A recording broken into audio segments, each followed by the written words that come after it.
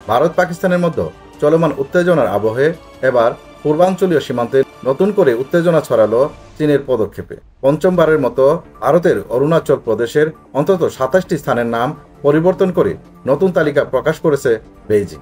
এ ঘটনায় তীব্র ক্ষোভ প্রকাশ করেছে নয়াদিল্লি, যা পররাষ্ট্র মন্ত্রণালয়ের পক্ষ থেকে কড়া ভাষায় নিন্দা জানানো হয়েছে। চীনের বেসামরিক বিষয়ক মন্ত্রণালয় প্রকাশিত তালিকা অনুযায়ী নতুন করে নামকরণ করা হয়েছে ১৫টি পাহাড়, ৪টি গিরিখাত, ২টি নদী, ১টি হ্রদ এবং ৫টি জনবসতিপূর্ণ এলাকা। এর মাধ্যমে চীন অরুণাচলকে নিজেদের অংশ হিসেবে দাবি পুনরায় জোরদার করার চেষ্টা করছে। ভারতের পররাষ্ট্র মন্ত্রণালয়ের মুখপাত্র রণবীর জয়সওয়াল সামাজিক যোগাযোগ মাধ্যমে এক পোস্টে বলেন, অরুণাচল প্রদেশ ভারতের অবিচ্ছেদ্য অংশ।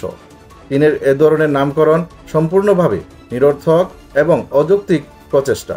তিনি আরও জানান, চীনের এই আগ্রাসী ভূকৌশলগত কৌশল আন্তর্জাতিকভাবে স্বীকৃত সীমান্ত নীতির লঙ্ঘন। চীন ও ভারতের মধ্যে প্রায় ৩,০০০ কিলোমিটার দীর্ঘ সীমান্ত রয়েছে। পূর্ব লাদাখ থেকে অরুণাচল পর্যন্ত বিস্তৃত এই সীমান্তে বেশ কয়েকবার উভয় পক্ষের মধ্যে সংঘাত হয়েছে।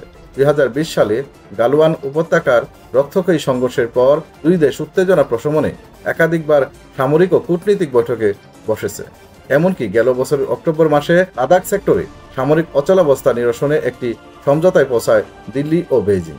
তবে নতুন করে নাম পরিবর্তনের এই পদক্ষেপ সেই সমঝোতার পরিপন্থী বলে মনে করছে ভারত। এছাড়া আন্তর্জাতিক মহলেও এই পদক্ষেপ নিয়ে উদ্বেগ বাড়ছে।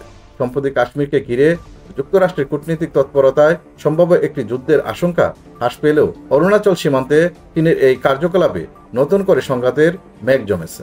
উল্লেখ্য, এই প্রথম নয়, ২০১৭ সালে চীন অরুণাচলের ৬টি স্থানের নাম পরিবর্তন করে প্রথম তালিকা প্রকাশ করেছিল। ২০২১ সালে দ্বিতীয় তালিকা ছিল ১৫টি স্থান, ২০২৩ সালে ১১টি এবং গেল বছর প্রকাশিত তালিকায় নাম পরিবর্তন করা হয় ৩০টি স্থানের। সব মিলিয়ে ধারাবাহিকভাবে চীনের এই পদক্ষেপকে সীমান্ত অঞ্চলের একতরফা ও উস্কানিমূলক মনে করছে বিশেষজ্ঞরা। চীনের এমন ধারাবাহিক পদক্ষেপ কেবল ভারত নয়, গোটা দক্ষিণ এশিয়ার কৌশলগত ভারসাম্যকে নাড়া দিচ্ছে। পরিস্থিতি কোন দিকে গড়ায় সেদিকে নজর রাখছে আন্তর্জাতিক মহল।